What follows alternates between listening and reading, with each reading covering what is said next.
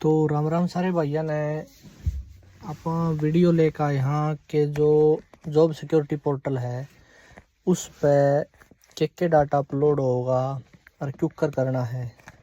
तो सब सारे पहले भैया ने बता दें, पहला पेज ओपन करा हाँ उसमें आप लिखा पावा है कि भाई जो चीज़ें पहला भरी हुई हैं क्या वो सही हैं, तो आप उन्हें मैच कर लेनी है अपनी डेट ऑफ बर्थ और सारी चीज़ें।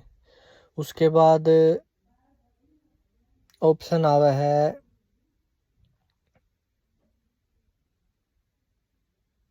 प्रारंभिक सेवा। आपने जो शुरू में लगे थे, आप किस कंपनी या डिपार्टमेंट या कोई ठेकेदार के माध्यम से लगे थे वो चीज़ भरनी है। दूसरी बार में आओगा उसका मोबाइल नंबर, भाई आपने जो मोबाइल नंबर उस ठेकेदार का कंपनी का जिसका भी है वो भरना हुआ है। उसके बाद आवा है एक्सपीरियंस, बोले तो सर्विस अपलोड करने के कॉलम, जिसकी जितनी सर्विस है उतने कॉलम में सर्विस अपलोड होगी। तो इसमें कई भैया के सवाल भी हैं कि भाई बैंक डिटेल देने के बाद आप सैलरी स्लिप कहाँ से लेवा।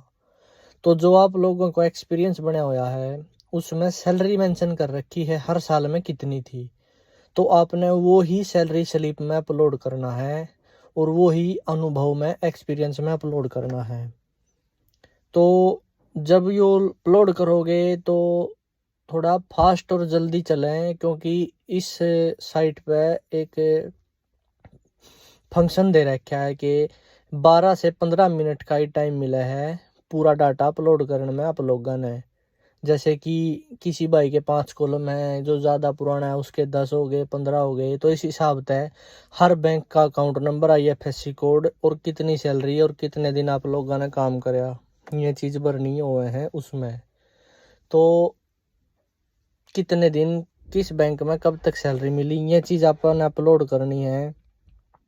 और अपलोड करते समय हर एक चीज फाइल जो भी आपकी डॉक्यूमेंट, सैलरी स्लिप या बैंक स्टेटमेंट लगा लो या एक्सपीरियंस लगा लो, जो अपलोड होगा वो सिर्फ 500 KB से ऊपर नहीं होना चाहिए, उससे नीचे का चाहिएगा। यह चीज़ भी ध्यान करनी है आप लोगों ने। और जैसे जैसे आप लोग अपना साल वाइज एक्सपीरियंस या अनुभव अपलोड करते जाओगे तो आपका सबसे मेन बात है कि आपने समय का ध्यान रखना। अगर आपने एक कॉलम भर दिया और आप दूसरा तीसरा मतलब लास्ट कॉलम पे अगर आपकी टाइम आउट हो गया, टाइम बाउंड है इसका, टाइम आउट हो गया, तो आप दोबारा सबमिट करने के लिए नए सिरे से अप्लाई करोगे इस फॉर्म ने। तो फास्ट से और सही ध्यान से भरें।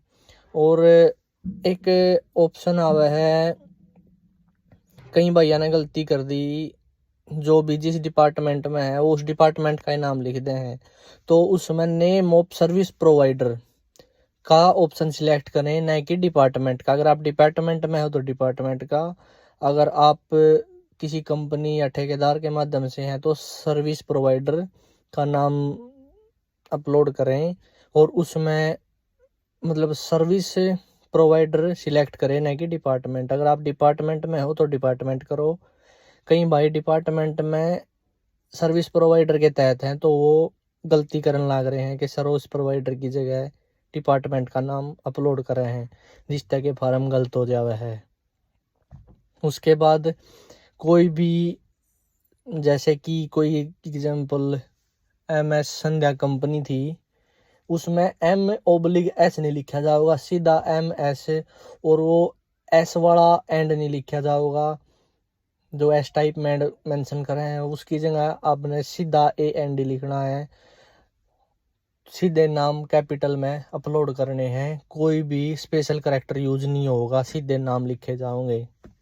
कंपनी का नाम अपलोड करो जब ठेकेदार का करो। और उसमें कई के ये भी सवाल हैं कि भाई 1 साल के अंदर 2 कंपनी चेंज होगी, बिल्कुल सही बात है।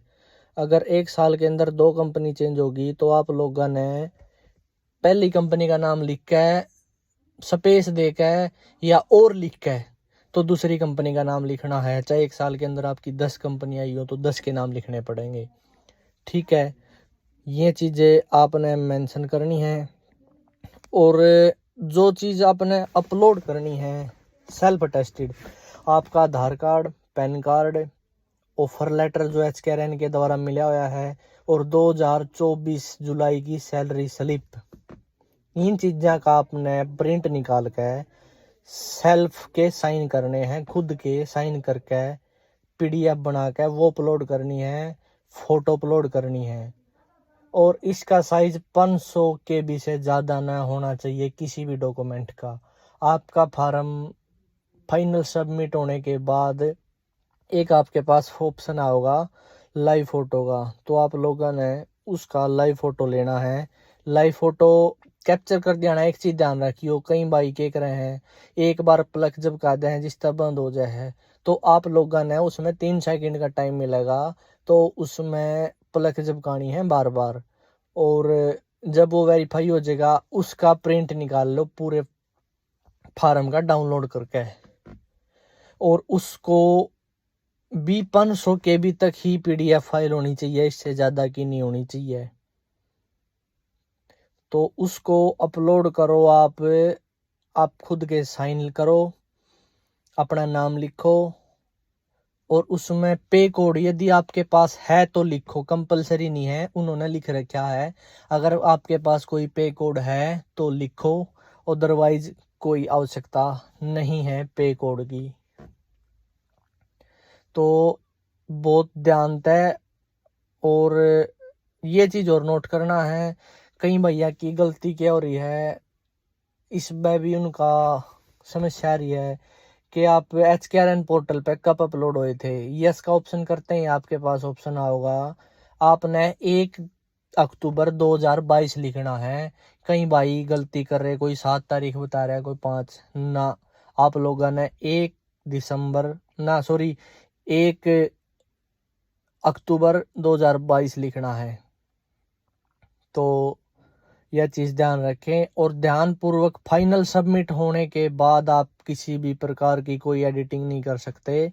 जब आपका फॉर्म फिल हो जाएगा, कम से कम 1 घंटे बाद अगर आप दोबारा लॉगिन करके देखोगे अपने पासवर्ड तय या OTP तय, तो उसमें आपका लिखा होगा HKRN द्वारा जो डाटा आपका मैच हो जाएगा उसमें मैच लिखा पाओगा, और जो नो मैच होगा डाटा नोट मैच लिखा पाओगा। तो सारे भाई ध्यान दें, और कोई गलती ना हो, बहुत सावधानी पूर्वक अपना फॉर्म सबमिट करें।